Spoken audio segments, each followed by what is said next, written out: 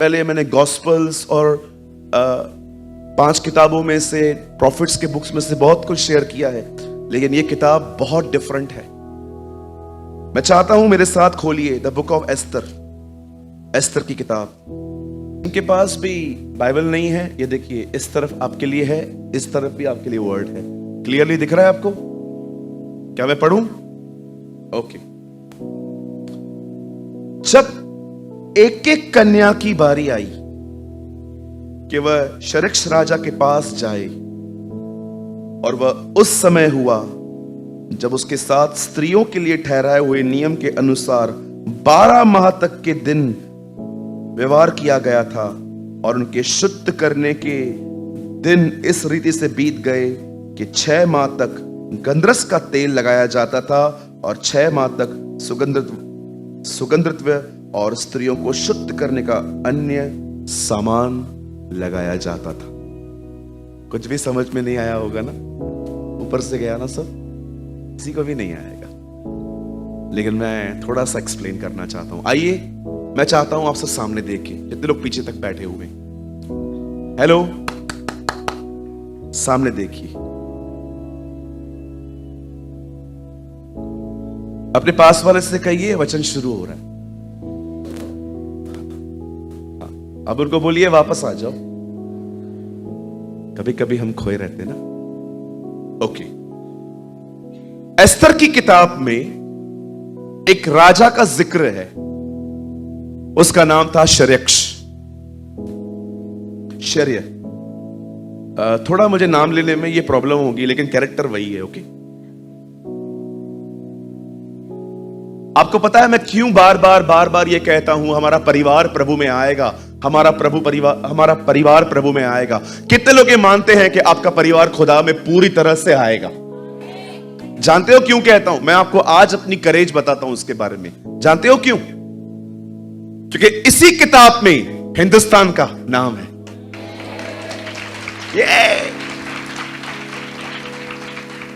मैं आपको बताना चाहता हूं, एस्तर की किताब में हिंदुस्तान का नाम 2 बार आया है। वो हम हिंदुस्तानियों का खुदा है। आमीन। आप बिलीव कर सकते हैं, आप जिस कंट्री में रहते हैं उसका नाम बाइबल में है। क्या आपको इस बात की खुशी होती है? कितनी अमेजिंग बात है। अगर आप नहीं जानते हैं, आप खोलिए मत, पता एक एक लगा दीजिए। यहां देखिए क्या लिखा है, यहां पर खोलिए मत, यहां देखिए 1:1। शरक्स नामक राजा के दिनों में ये बातें हुई कि यह वही शरक्स है जो कि 127 प्रांत अर्थात हिंदुस्तान आप बिलीव कर सकते हैं, हमारी इंडिया का नाम बाइबल में है। मैं विश्वास करता हूं भारत खुदा का है। आमीन। यस, हमारी नेशन खुदा की है। परमेश्वर ने इसे अपने सामने रखा है। और मैं आपको बताना चाहता हूं, जब यीशु का जन्म हुआ तब लिखा है, ज्योतिषी पूर्व से आए, पूर्व में हम रहते हैं। परमेश्वर ने हमें भी भेजा। बाइबल बताती है 127 प्रांतों पर एक राजा उन दिनों में राज्य कर रहा था। एक दिन उसने डिसाइड किया कि वो अपना वैभव सबको दिखाएगा। जानते हैं, उसके दरबार में जो कर्टन्स रहते थे उनकी बनावटों के बारे में भी लिखा गया है। लिखा है वो नीले रंग के थे, और आप पढ़ सकते हो, पहले के, आज के कर्टन्स थोड़े डिफरेंट हैं। पहले के कर्टन्स में छल्ले लगे हुए रहते थे, छल्ले, उन छल्लों का जिक्र है। राजा ने डिसाइड किया, एक जेनावर लगाओ, एक डाइन लगाओ, सारे प्रांतों के लोगों को बुलाओ। आप बिलीव करेंगे ये पार्टी कितने दिन चली?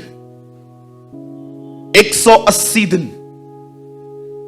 6 महीने राजा के दरबार में पार्टी चल रही थी।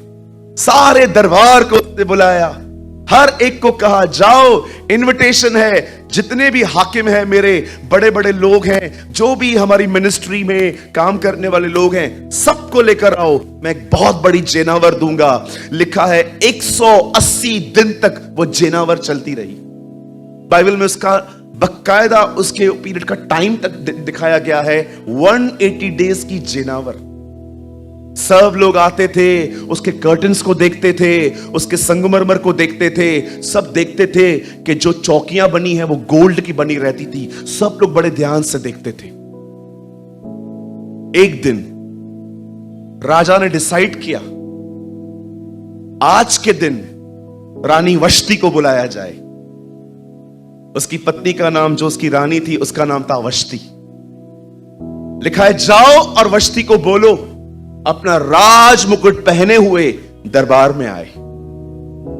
उन दिनों में जो लोग सेवा करते थे राजाओं की, वो मोस्ट ऑफ खोजे होते थे, किन्नर होते थे। और राजा ने कहा, जाओ, किन्नरों को बुला के कहा, जाओ रानी को बोल के आओ। सबके बीच में आए, राज मुकुट पहन के आए। सारे प्रांतों के लोग इकट्ठे थे, राजा की मैजेस्टी देखने के लिए वो आए थे, उसकी सल्तनत देखने के लिए आए थे। और उसने कमांड की, जाओ रानी को बुलाओ और उससे कहो मेरे बीच में आए। जब रानी के पास वो लोग संदेश लेके जाते हैं और कहते हैं, रानी, शरक्ष राजा ने तुझे बुलाया है, चलिए आ। जानते हो रानी ने क्या कहा? रानी ने कहा, मैं नहीं आऊंगी, मैं नहीं आऊंगी। अब ईगो इश्यू हो गया, अब क्लैशेस होना स्टार्ट हुए।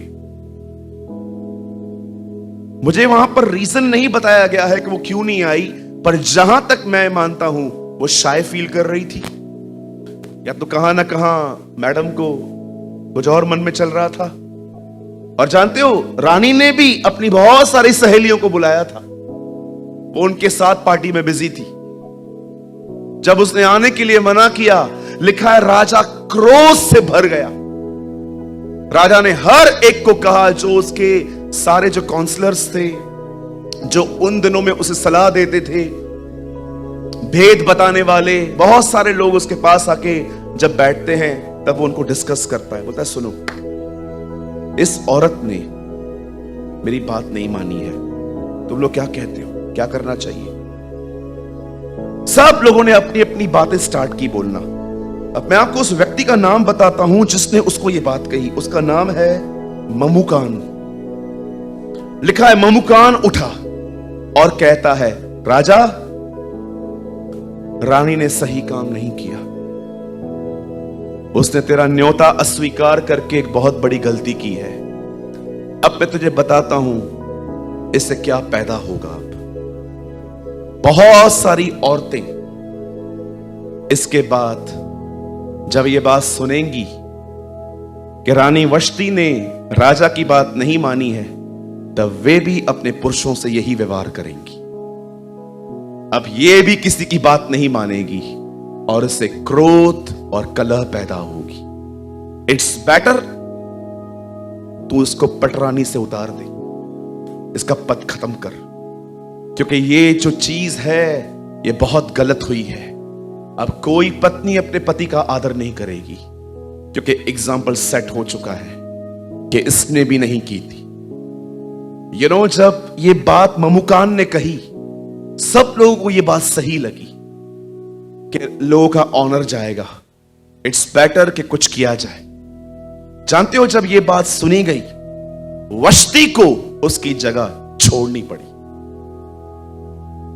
पटरानी खत्म हो गई, वहां पर उसका पद खत्म हो गया। क्यों खत्म हुआ मुझे बताइए?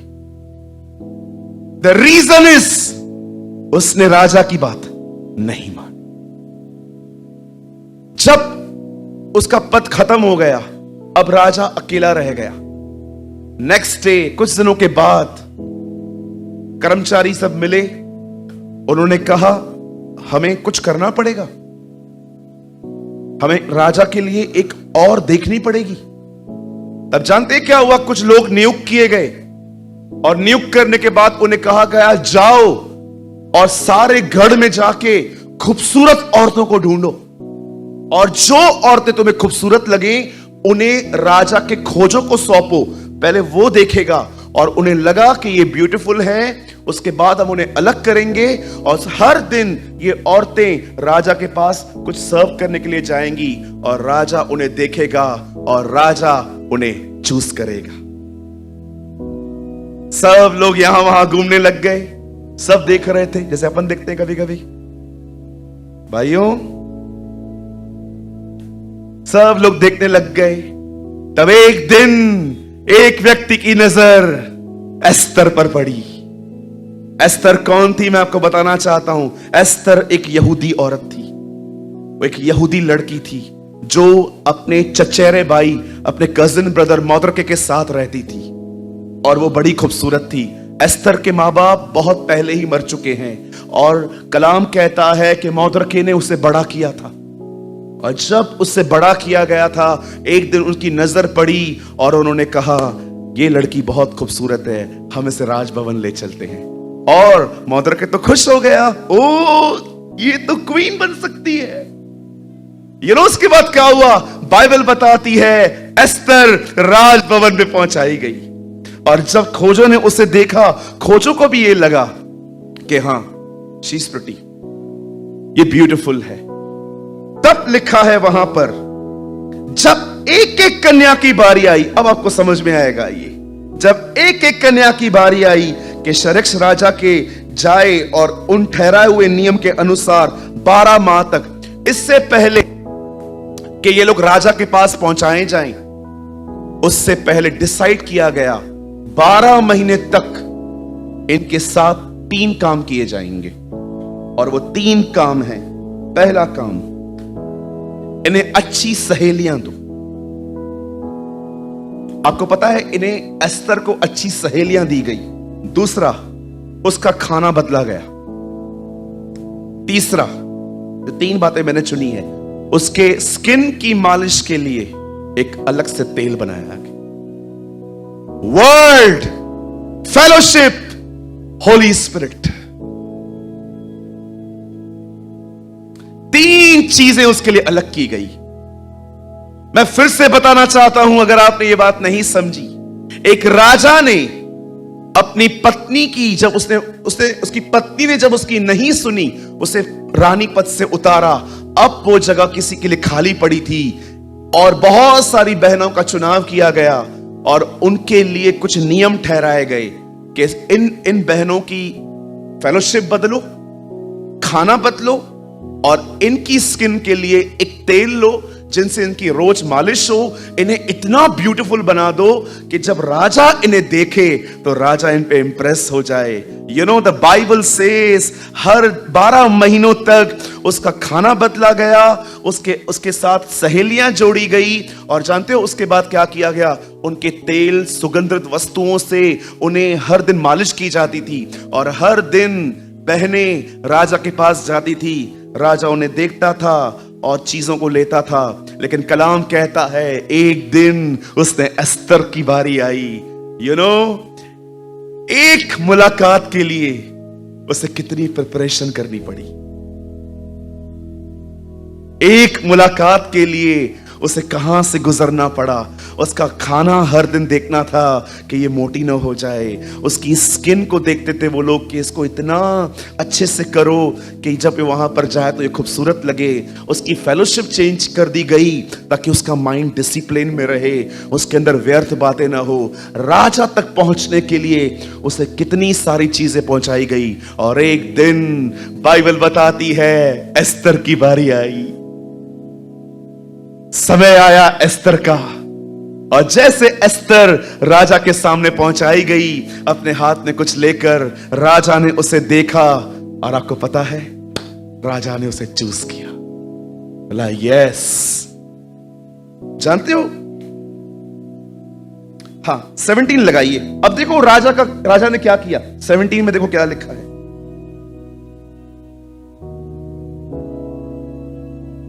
राजा ने एस्तर को और सब स्त्रियों से अधिक प्यार किया, और अन्य सब कुंवारियों से अधिक उसके अनुग्रह की कृपा और दृष्टि उस पर हुई। इस कारण उसने उसके सर पर राज मुकुट रखा और उसको वष्टी के स्थान पे पटरानी बनाया। आगे अब देखो एक कितना बड़ा ऑनर मिल रहा है।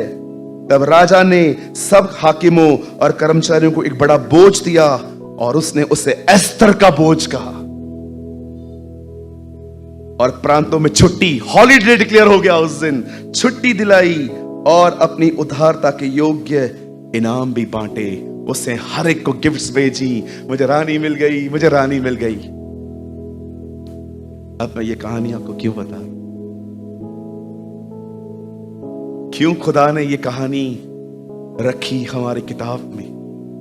मेरे भाइयों, मेरी बहनों, ये राजा कोई और नहीं, परमेश्वर है।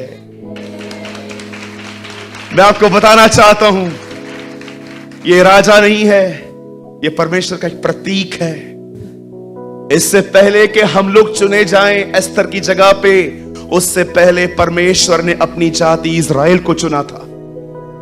आज्ञा न मानने के कारण उन्हें निकाल दिया गया, लेकिन आज परमेश्वर ने आपका चुनाव किया है ताकि आप उसकी दुल्हन ठहरे। परमेश्वर ने आपका चुनाव किया है कि आप उसकी एक खूबसूरत दुल्हन बने। विश्वास कीजिए, वर्ड अभी स्टार्ट ही नहीं हुआ है, अब स्टार्ट करेंगे हम। क्या आप सब तैयार हैं? ये तो बैकग्राउंड है, this is just a background. ऐसा ऐसा हुआ था। मैं चाहता हूं अब आप सब ध्यान दें। मेरे भाइयों, मेरी बहनों, आज से बहुत साल पहले परमेश्वर ने एक नेशन को बनाने के लिए एक व्यक्ति का चुनाव किया। उसका नाम था इब्राहिम। यहूदी वहीं से पैदा हुए थे। आप सभी जानते हैं उसका नाम पहले इब्राहिम नहीं था, इब्राहिम था, और खुदा ने उसे चुना। इब्राहिम से एक पुत्र पैदा हुए जिसका नाम उसने इसहाक रखा, और इसहाक से 2 ट्विंस पैदा हुए जिसका नाम याकूब और एसाव था। और वहां से 12 बच्चे पैदा हुए जो इज़राइल के 12 गोत्र गिने जाते हैं। इवन मैं आपको बताऊं, एस्तर कहां की थी? दिस इज आल्सो रिटन, बिन्यामीन के गोत्र की थी वो। शाऊल जो पहला राजा था, आप जानते हो वो किस गोत्र का था? बिन्यामीनी था। इंग्लिश में लिखा है बेंजामिन। जब परमेश्वर ने इस जाति को चुना था, जानते हो परमेश्वर ने इनको क्यों चुना था? खुदा ने इस जाति को इसलिए चुना था ताकि ये जाति प्रेजेंट करे कि अर्थ पे कि खुदा कौन है। परमेश्वर ने उन्हें अपने नियम दिए थे ताकि उन पे चलकर वो प्रेजेंट कर पाए कि परमेश्वर कौन है। लेकिन मुझे बताइए, वो लोग क्या करते थे? उनका बिहेवियर कैसा था? आप पढ़ के देखिए, आराम से पढ़िए पुराने नियम, आराम से पढ़िए। आपको आज प्रॉफिट्स दिखते होंगे जो कलीसिया के लोगों के फोन नंबर बताते हैं, कार का नंबर बताते हैं, ये बताते हैं, पर आपको पता है परमेश्वर ने अपने हर नबी को इसी जाति के पास भेजा ताकि वो मन फिराए, ताकि वो पश्चाताप करें। आप पढ़ के देखिए, नातान से लेकर उससे पहले भी जब शमूएल था, अब मलाकी तक पढ़िए, आपको परमेश्वर है ना हर किताब में ऐसा दिखेगा, हाथ फैलाकर के लौट आओ। यशाया में यह बात लिखी है, मैं अपने हाथ इस बलवा करने वाली जाति के सामने फेरे रहा, सदैव इन्होंने मुझे अपनी पीठ ही दिखाई है। परमेश्वर ने सबसे पहले इज़राइल को चुना था, और इसलिए नहीं चुना कि वो मजे करें। परमेश्वर चाहता था कुछ लोग हों। आपको पता है सबसे पहले किसको चुना गया था? जो प्रेजेंट करे कि खुदा कौन है, जो अपने नेचर से, अपने कैरेक्टर से दिखा सके कि खुदा कौन है। यहां देखिए, सब सुनिए, परमेश्वर स्वर्ग में है, आप पृथ्वी पर हैं। इस पृथ्वी पर मनुष्य को बनाने का उसका एक मुख्य कारण है ताकि इंसान प्रेजेंट कर सके कि परमेश्वर कौन है। इसीलिए आप कोरिन्थियों की किताब में पढ़ते होंगे, पॉल कहता है तुम उसके सहकर्मी हो, you are the coworkers of God, you are the ambassador of Christ, तुम उसके राजदूत हो।